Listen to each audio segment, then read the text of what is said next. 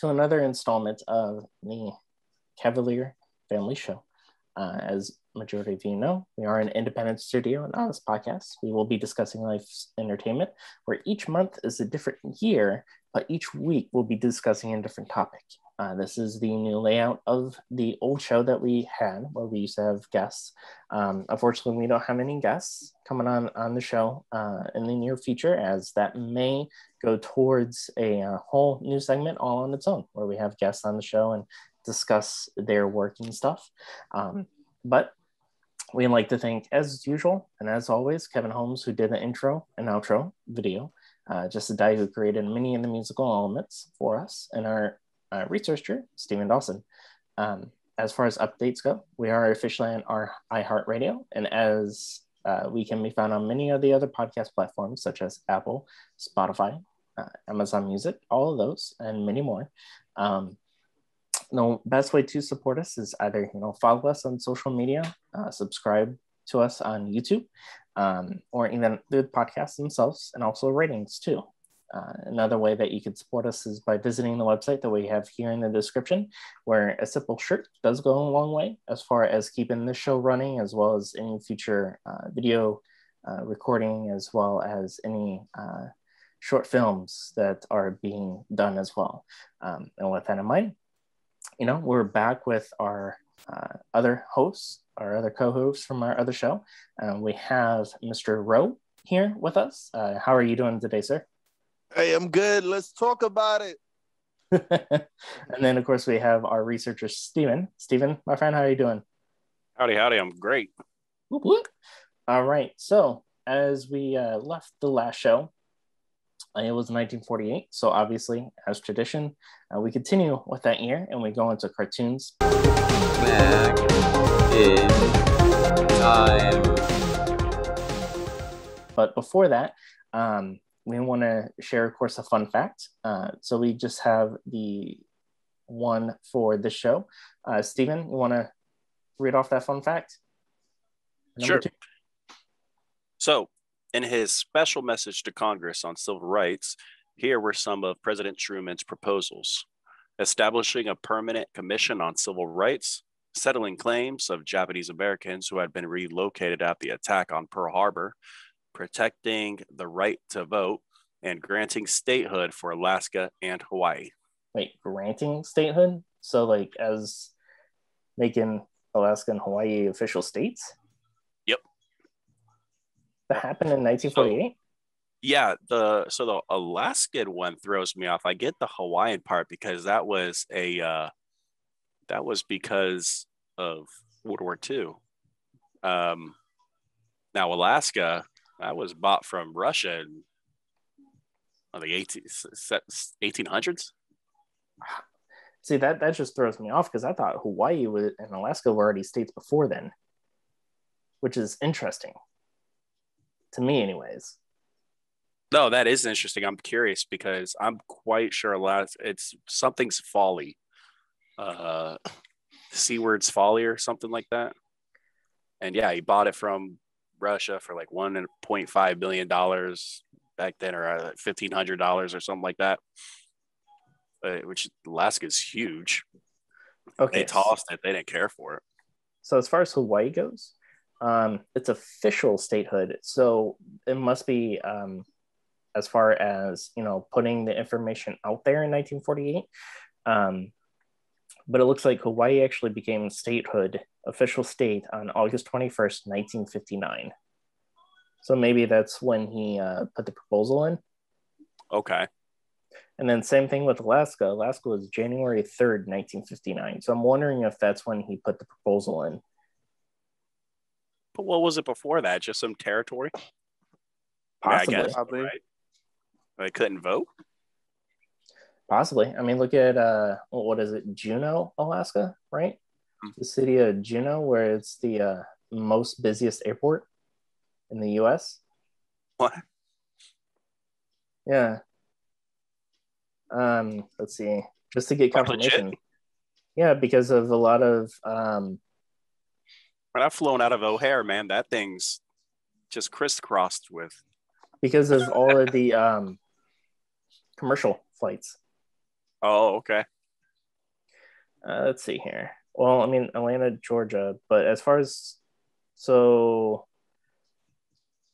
I thought Alaska was, but I mean, I could be wrong because the information that I got from when the research was going was the fact that Anchorage, Alaska, sorry, not Juneau, Anchorage, was because a lot of the imports and outports as far as shipments go, because for like China and Japan and stuff, instead of having to go to like fly all the way to the US, it's a shorter flight to go to Alaska and then transport the stuff there, and then have the Alaskan airlines like UPS, FedEx, and stuff like that. Like those companies fly it to the States. Okay. So that's the information I got, but no, that's interesting. All right. So in today's episode, what we will be doing is kind of not only fighting over when Hawaii and Alaska became a state, but also the top cartoons. Unfortunately, we don't have a source here because, preparing for a show, I kind of forgot to input that. So I'll take the fault on that. But our wonderful Steven will go ahead and take care of the top cartoons. Steven, take it away whenever you're ready. Yeah, sure. So January 3rd, Bob McKempson's Gorilla My Dreams, produced by Warner Brothers Animation, starring Bugs Bunny, premieres. And it looks great. It doesn't look like what I thought it, because do you remember the old Bugs Bunny, or what I thought at least was the old Bugs Bunny? It didn't look like that. That looks like Bugs Bunny that I grew up with. Yeah, the one like the one in the 90s, right? Like early 90s. Yeah. But yeah, there's like an older Bugs Bunny that doesn't look like our Bugs Bunny. Yeah.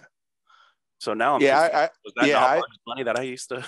Yeah, because I thought it was gonna be older, like much. Yeah, but it looks more like the Bugs Bunny of the 90s, the late 80s, which I mean, it's not. I guess I guess Warner Brothers was doing really good at the time.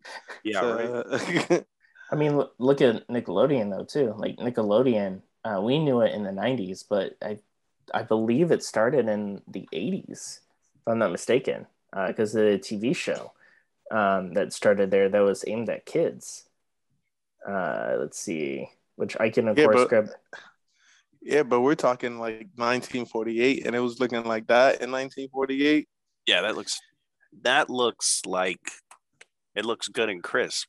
Yeah, like it doesn't look shoddy. 1948-ish, right? Let's go back to that Superman.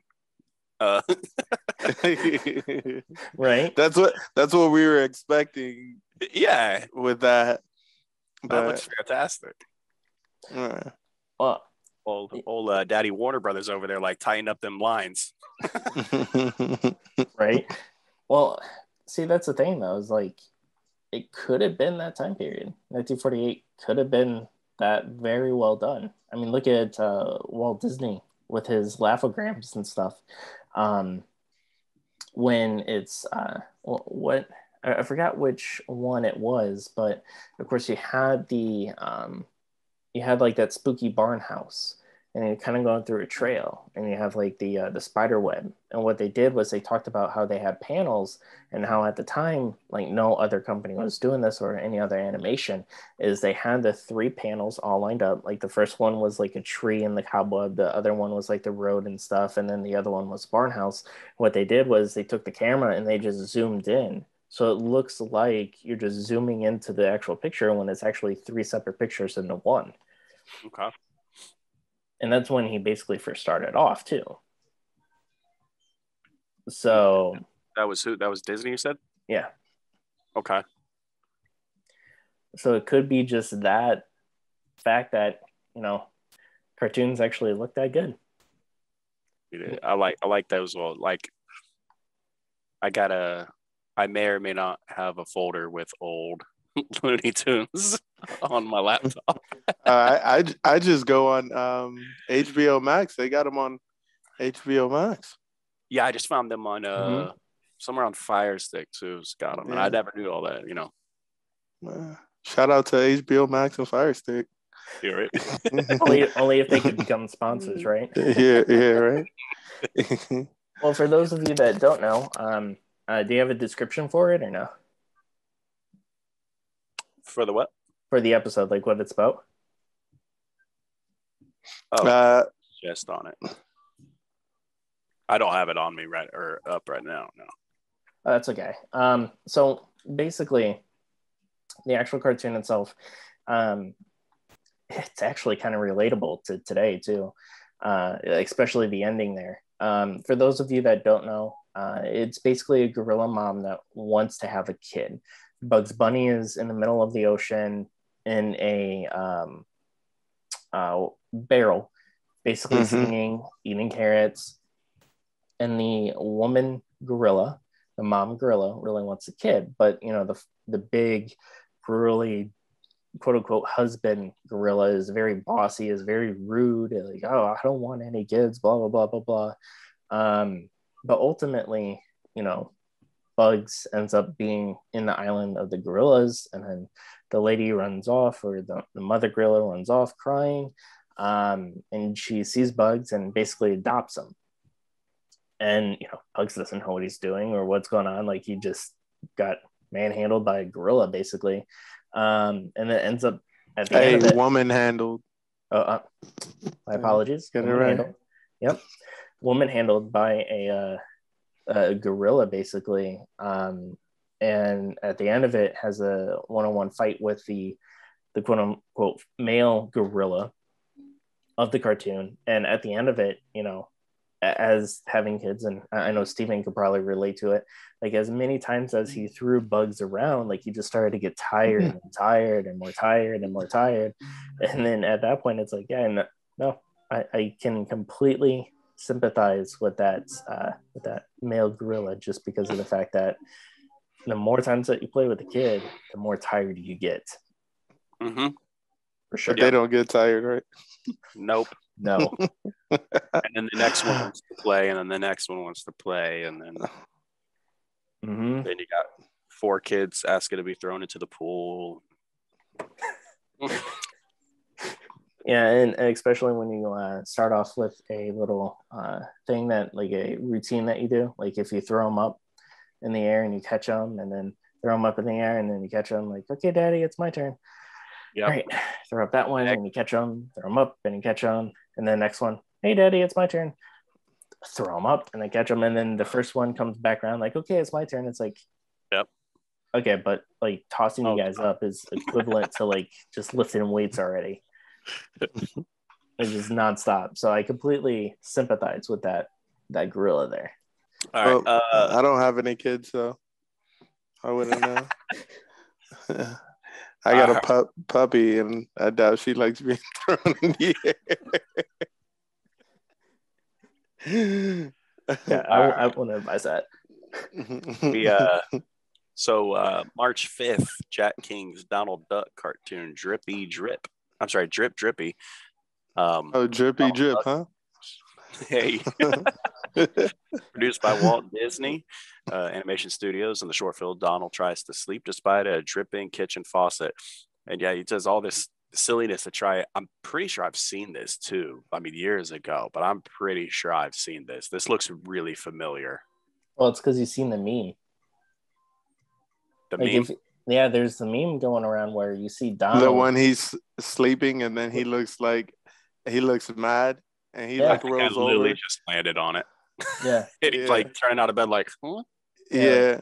Like he gives that nasty, like annoyed look, like if somebody wakes you up.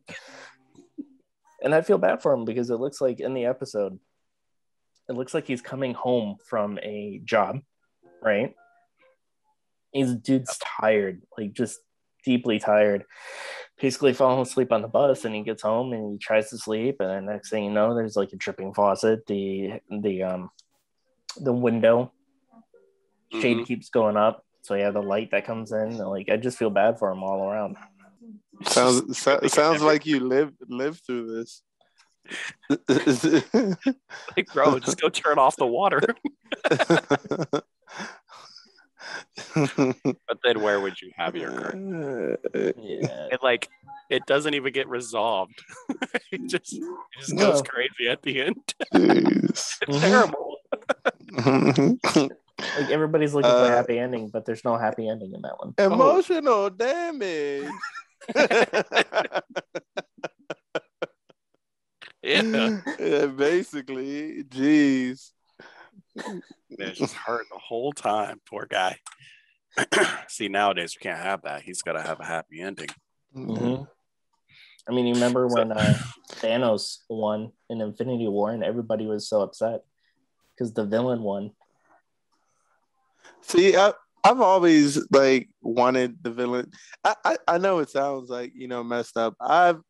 There's sometimes where I'm like, okay, let's make it realistic. I want the villain to win sometimes. Again, yeah, absolutely. When I was watching Looney Tunes, I was like, yo, eat Tweety. Jerry, catch Tom. Because think about it. Who honestly wants a rat running around their house? But I mean, still today, gotta have that bad guy get it. Yeah, you got to. Mm-hmm. And that actually brings go ahead. Oh, but then some people actually agreed with Thanos, right? Some people were like, yeah, let's snap the finger. And then, conspiracy theory COVID happens, right? That's here nor there. But talking about Tweety, though, brings us to the next segment or next show. Yep. March 20th, Fritz Freiling's Tweety Pie. Tweety Bird, produced by Warner Brothers. Again, starring Tweety and Sylvester, wins the Academy Award for Best Animated Short. And it is short. It's 3 minutes long. Yeah, it's just your typical Tweety and Sylvester getting at it. And the faceless woman. But would you say that was the beginning of the relationship because how it started? Or did a lot of the actual episodes start that way? Because it starts off with Tweety in the snow and trying to keep warm. And then Sylvester seeing Tweety and then trying to capture it. And then, of course, the Tweety gets adopted by the woman. Lady? Yeah. Mm-hmm. So would you say that was the beginning of the relationship between the two? Yeah, most definitely. Because Tweety technically didn't have a owner, right? Yeah, and later episodes, weren't they at an older lady's house? Yeah. Right? Might have been. Is that the same lady? Probably. That's actually a good question. But now you see the old lady's face. Yeah. Because she was on Space TV. No, that's not an old lady. She's ancient. Yeah, she's ancient. She's ancient. Jeez. Yeah, the lady that rescues Tweety is it's tall, heels, and yeah. So that means Tweety and Sylvester are adopted multiple times. No, pretty old. Yeah, pretty old. Old. Yeah, I mean, I would say so. I mean, what do you guys think? Leave a comment below. Let us know. Do you think is the aging of the lady between how she was then and what we have now in Rose example, in Space Jam that we have her in? And, I'm talking about the good one, the first one with MJ. Because, I prefer MJ over LeBron, but it's okay. Movie wise, the first one, I definitely agree. The first one was better than the second one. I think the second one they just tried too hard. Yeah, a little bit too hard. The magic. Yeah, and then there's a whole bunch of IPs too. Warner Brothers is basically just like, hey, look, this is everything we own. Oh, they threw everything in there. Try to capture whatever they could. Mm-hmm. Even they have Pennywise in there, like around the basketball court, like when they're playing, and the Pennywise that they have playing, well, the actor that they have playing as Pennywise looks like if you dressed up Voldemort as Pennywise. To me, I would agree. Like as far as the relationship between Tweety and Sylvester, and the lady that stops them, it's probably the actual beginning. All right. So number 4, we got November 28th. Arthur Davis's The Stupor Salesman, produced by Warner Brothers again, with Daffy Duck premieres. So I don't know if this is the premiere of Daffy Duck, but this is the Stupor Salesman, and I know for a fact I've seen this one. Yeah, it's pretty funny. Specifically, the joke at the end. What about you, Ro? Have you seen it? What was the joke at the end? So you know how show takes place with the bank robber, and he robs a bank, and he goes to like this empty house, and he stays there, and then Daffy comes up to the door, and he's a salesman, and he tries to sell him stuff. Yeah, but it says no soliciting, no salesman, no nothing. So he's trying to sell him stuff, and he keeps on getting kicked out. And then at the very end, like when the house gets blown up, there's Daffy with just holding a doorknob, and the house is up in the sky, and he's like, "Oh, I got him. I know what to sell him." And he's like, "You need a house, or you need a doorknob for your house." So it's like sarcasm, because like he's been trying to sell him the stuff, and then he notices that the house gets blown up to the sky, and there he is with a handle, like, "Oh, you're missing a handle. Here you go. I'll sell that to you instead." You need a house to go with this doorknob. There you go. Yeah. Hey. You need a house to go with this doorknob. Yeah, I definitely remember seeing that. I definitely watched that as a kid. That was great. Ro, how about you? Have you seen it? No, not that episode specifically. Like when it comes to Looney Tunes, I have specific characters that like I like watching, and then some of them are just annoying. Yeah. Daffy Duck falls under the annoying one. Really? Annoying one. Yeah, like okay. I've always been a big Bugs Bunny fan. Like when I was young, I had a Bugs Bunny mug. Like I used to put cereal in that thing. Like used to drink juice in that thing. Like it was my life. Like walked around with that Bugs Bunny, did everything with that Bugs Bunny cup. Like Daffy Duck, I was just like, he's so annoying. Like I mean, Bugs did have annoying moments, but I feel like it doesn't compare.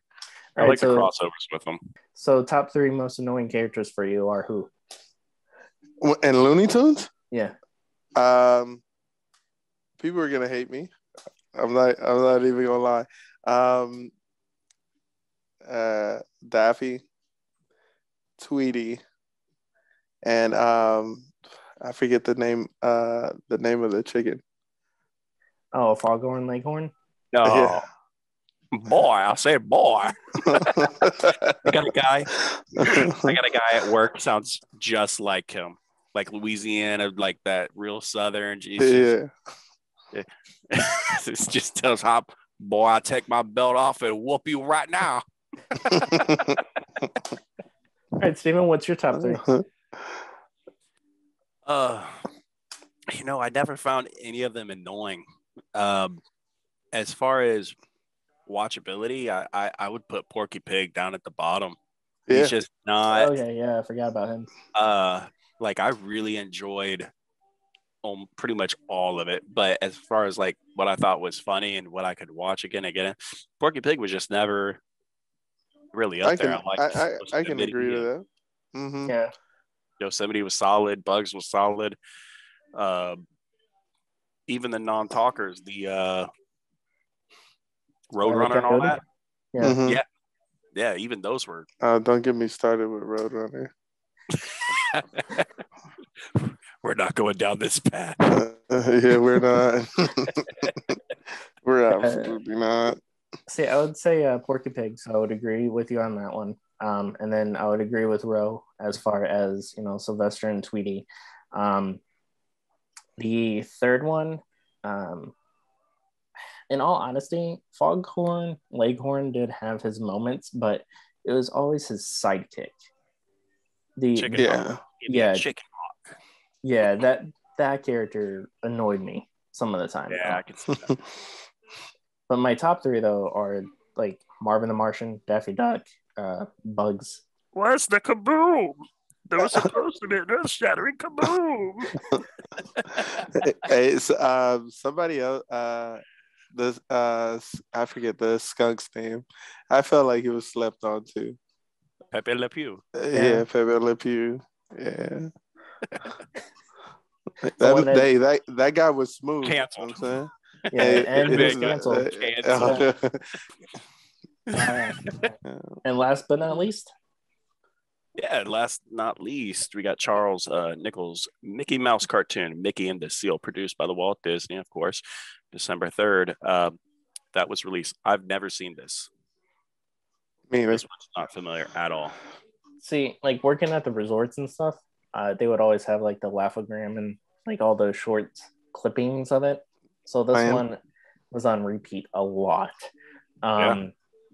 Basically, it's just a seal from the zoo that stows away with Mickey and Pluto, and he wreaks havoc throughout the actual episode itself.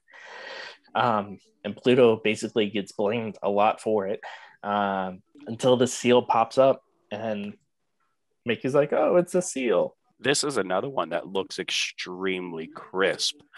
Like, so I just, I YouTubed it, looking around and whatnot, and I'm trying to find, like, this looks like a very fresh cartoon. Like, this could have been put out on the Disney Channel 10, 15, 20 years ago, tops.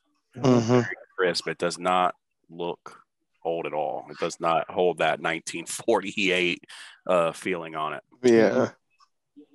And those, most of these cartoons that were mentioned, you hear 1948 and then you look at the cartoon, you're like, wait, are you sure this was made in 1948? Because this,